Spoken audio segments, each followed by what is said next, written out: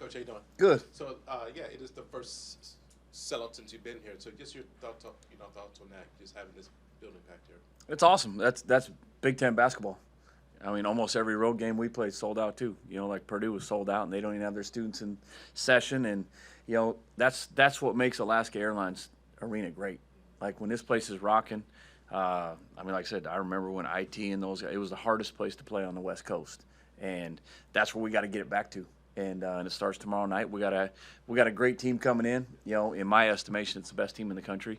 And so we got our work cut out for us, and we're going to need every ounce of energy from those fans, and just like the other night, like it helps you get that energy that last 10 minutes of the game. Like the fans affect games, and a lot more than you could imagine. That's why I think the Big Ten, I'm not sure what it is this year, but the home winning percentage in the Big Ten, it was the highest in the country the last couple of years, because some of these environments, it's the fans are so great, it's hard to play in those.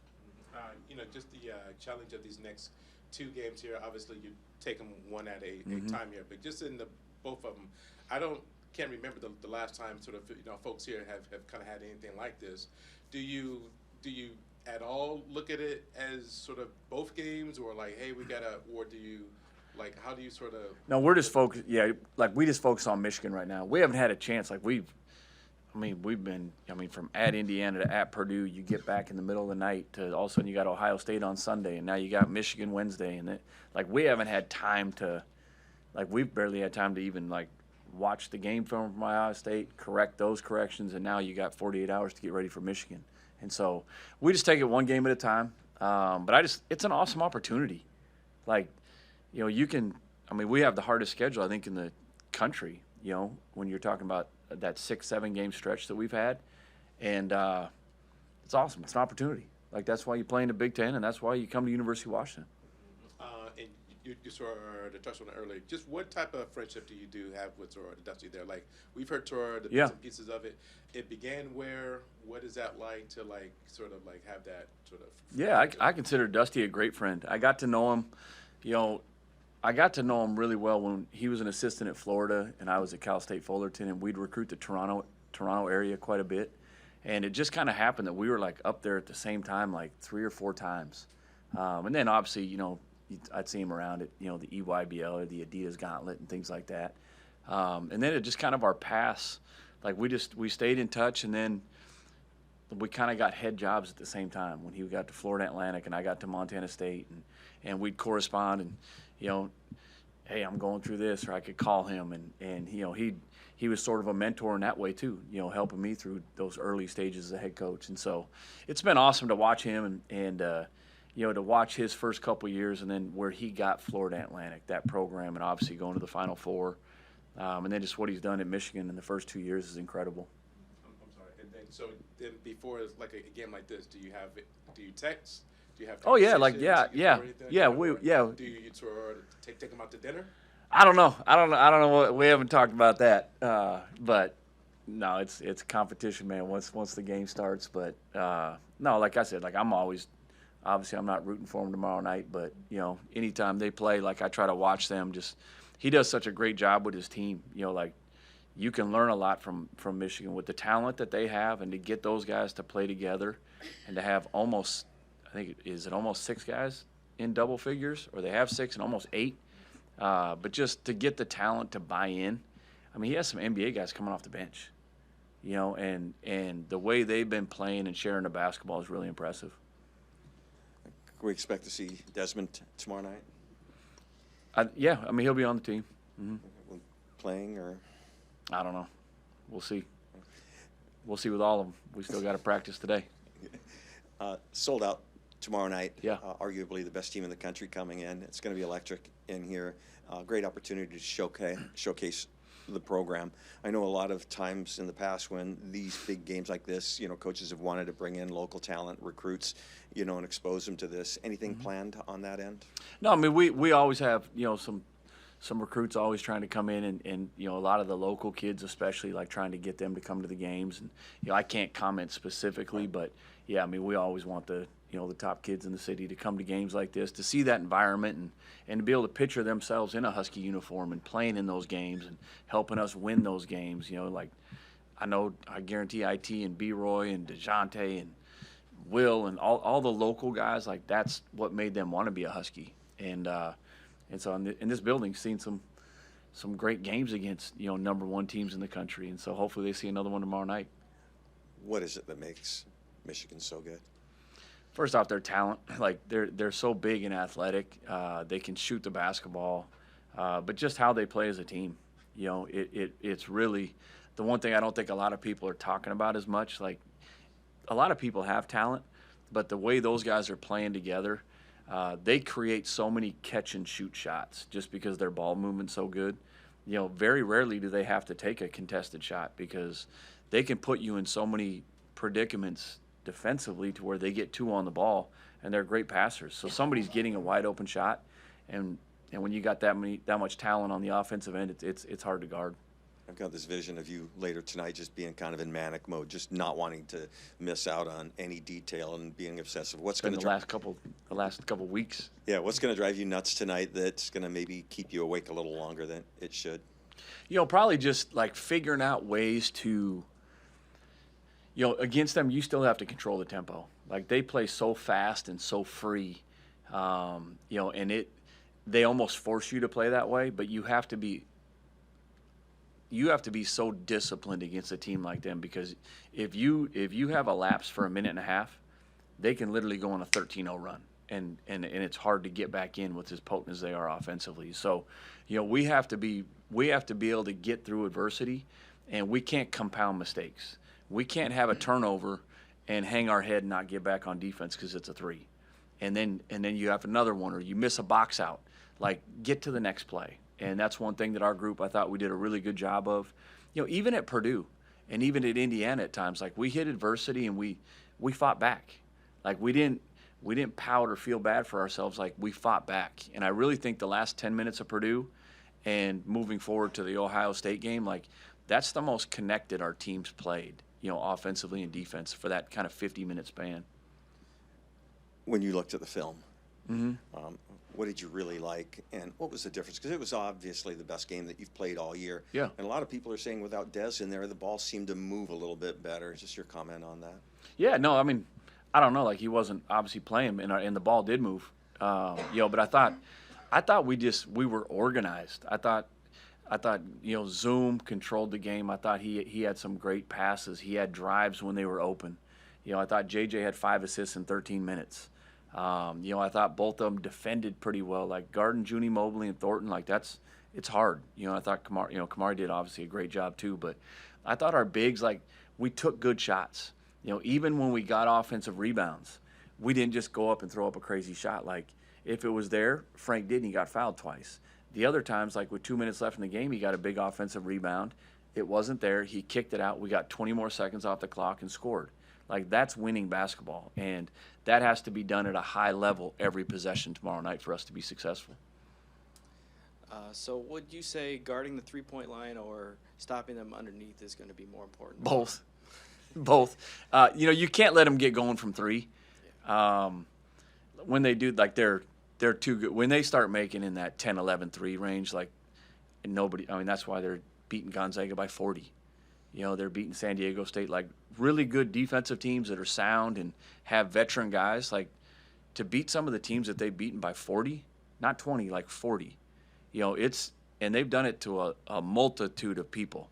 And, I think I laugh. I see some stuff like on the TV when I was watching their Wisconsin game, and it's like, oh, are they hitting a wall? And it's like, no, Wisconsin hit 15 threes, and Wisconsin's a damn good basketball team. And they got really, really good players. And when you make 15 threes, you have a chance to beat anybody.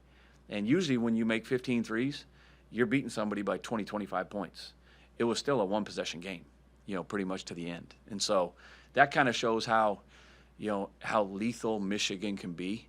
And like I said, we have to play a great, sound, disciplined game tomorrow night. But they're too good inside and outside to say you can take away either one of them. And then on the offensive end, you guys have done a good job getting the ball underneath. You scored 40 points in the paint, and then you had 19 of 23 free throws. Is that going to be the goal again, to kind of just try to pound that paint and get opportunities in there, and then maybe open up some shots from outside? It is, and it's different against Michigan, because I mean they got 7-foot Mara down there, Merez Johnson, Yaxel 6'9", 240 at the 3, and they still got I think one of the most underrated players in the country, the Cheddar kid that played for him last year. And you talk about like sacrificing your role for the betterment of the team. He's one of the perfect examples, because he played some high-level minutes last year and helped them win a lot of games. And for him to kind of, I wouldn't say take a backseat, but like his role has definitely changed. But that's why they're being as successful they are. The McKinney kid, like he's one of the top 10 players in the country last year in high school. Who knows? He may get drafted this year. I don't know. But he plays his role and he does what he has to do to help Michigan win, and that's why they're good. But we have to play the way we play. We can't just go and change everything just because we're playing Michigan. Like we have to go and we have to execute. We have to take care of the basketball. We have to play through our bigs. And when our guards do get driving lanes, yeah, we have to take them. But we have to make shots at a high level in order for us to be successful. And the crowd played a really big factor on Sunday in your win over Ohio State. Yep. Seemed like the energy from Frank and all the hustle plays your players made. You guys going to really rely on that sixth man again tomorrow? Oh, no question. Like I said, we need Alaska Airlines Arena to be rocking. We do. It's got to be like back in the day. It's got to be, and like I said, they got to help us through the adversity times. When things aren't going good, it's got to help us come back. And when we are playing well, hopefully it affects Michigan the way it helped, the way it affects a lot of teams on the Big Ten and the road. When Frank's being Frank, yeah, it's different. Yeah. And I know earlier in this year, it sure seemed like Frank and Lathan were kind of a tag team and go all out, for 3-4 minutes and just sub out. With Lathan out, you're not able to do that with Frank. How hard is it for Frank to play that hard for 30-plus minutes a game, and is that realistic, especially the next couple of games? Yeah, I don't think it's that hard, because it's kind of naturally like how he plays. There's so many breaks in Division I basketball. I think sometimes like you overlook minutes. Like, you got reviews now that take 4 or 5 minutes. You got all these media timeouts. You got other timeouts. You got fouls. Guys going to the free throw line. Like, for guys to play like Thornton at Ohio State, he plays 38 minutes easy. He's never tired. Like I was hoping he'd be tired by the end of the game. He's not. Braden Smith, the guy, he's not tired. Like they just keep going. And so, I think I don't look at minutes. It's like, no, you're between 18 and I guess some guys in our league are 26, but it's like you're young enough, like you can bounce back and you should be able to play those minutes if you're asked. I think the one thing that kind of surprised some of us was how early Cortland got in the game. And I know you've raved about Cortland, and he's probably obviously earned it. Can you tell us a little bit about Cortland, to what he's done to gain your trust, and just film review? What'd you see? Yeah, like I love how he plays. He plays with that kind of unbridled passion. He's flying around, and that's when he affects the game. Like I thought he did a great job guarding Braden Smith at Purdue. The other day I was proud of him because he was open right away. There was no hesitation when he knocked down that shot. And that's how we need all of our guys to play with that confidence. But defensively, like I still think he could be, he could be a tremendous defender. He can be an asset on anybody that we put him on. And, hopefully he just continues to get minutes and earns those and through scout detail and through the scouting report. Because as a freshman, like, you have to be able to guard. Unless you're just an unbelievable uber talent, like you have to be able to, in order to play over some older guys, you got to be on point defensively. You got to take care of the basketball and take good shots, and that's where he's been showing improvement in the last month. Hey, it wouldn't be a Danny Sprinkle press conference if we didn't ask you about your injured guys. What's the update? Which one? We got I think hopefully Jacob and Wesley. I'll actually get the update here in a couple minutes, but hopefully, I don't know if they'll play tomorrow night. Like I'd expect them to, but it's any day now. Yeah, I mean they're both feeling better and better. I thought there may be a chance that they could have played against Ohio State, but just both of them, more mentally than anything, right now, and getting back into the practice routine and getting it hit or getting your foot hit, and moving and playing physical and things like that. That's just kind of the next step to get those two back on the court. Obviously, Jasir with his medical issue, we won't know the results of some of the tests we got back, but he won't be playing tomorrow night. Obviously, Madi's out.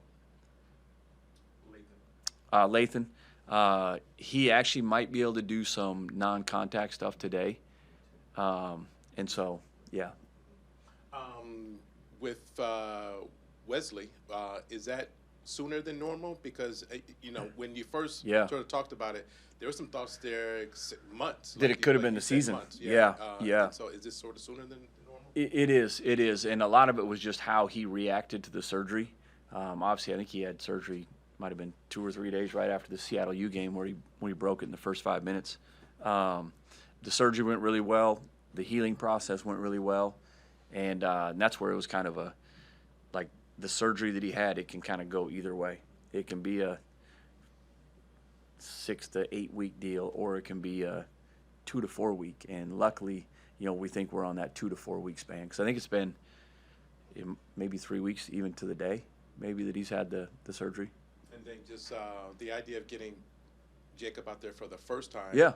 How anxious are you just to see that and to see what he looks like, not just in a practice, but in a game situation? Yeah, it's great. It's like that's why he came here. It's like, okay, well, yeah, we're not scrimmaging Boise or playing UNLV in an exhibition. Okay, you get to play against Michigan. Like, let's go. And he's excited for that. I'm excited to see him out there. And like I said, hopefully it is tomorrow night. Hopefully he's like Nicola and has that confidence to shoot a 3 in the first 4 seconds that he gets in the game, because that's where we need him. He can stretch the floor. He's tough. He can rebound. He's a ball mover. Like, your offense flows better when he's in the game, and it just gives us something different. When he's playing with Frank or him and Hannes are together, it spaces the floor a little bit more, and just the skill level improves. And just last one from me. Just on paper, the Hannes Yaxel sort of matchup looks really attractive. I'm sure there's going to be scouts just really kind of sort of zooming in on like that. What do you think will be key in that matchup? Are you excited to just kind of see like two guys who are projected sort of lottery picks? I'm not sure the last time folks kind of here have really kind of seen that. Yeah, I mean, it will. I mean, obviously they play Yaxel at the 3. Even though he's 6'9", 240, he's huge, because then they'll play Merez Johnson at the 4 and Mara at the 5. But there will be times where, they switch everything. And so, there's going to be times they're matched up, like you said, or Hannes is going to have to guard him too when they go small. And they don't really go small, but for them, small is different. But yeah, I mean, it'll be awesome. Like I said, there's going to be a lot of NBA talent on the floor tomorrow. They have, I couldn't even count, but probably 5 guys that at some point will play in the NBA. And I feel like we have, a couple guys too. And so a lot of talent on the floor, man. It'll be an exciting game. And like I said, wish you could tip it up tonight. Tired of waiting around. Back when Arizona used to come in, things just felt different for that game. Yeah. Players knew it. The coaches knew it. The fans knew it.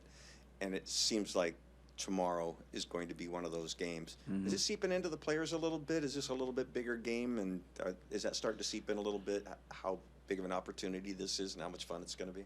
I mean, probably them just seeing that it's sold out. And, our guys haven't seen this building sold out. So I know they're excited about that. School's back in session. Football's over. Now it's basketball season. And, so I know they are, and I'm sure they'll be amped up. We'll probably be anxious. Our first shot, who knows, might go over the backboard, but it's calm down and just play. But I know they'll be excited about it. We haven't talked too much about it, because it seems like every game in this league, you're doing that.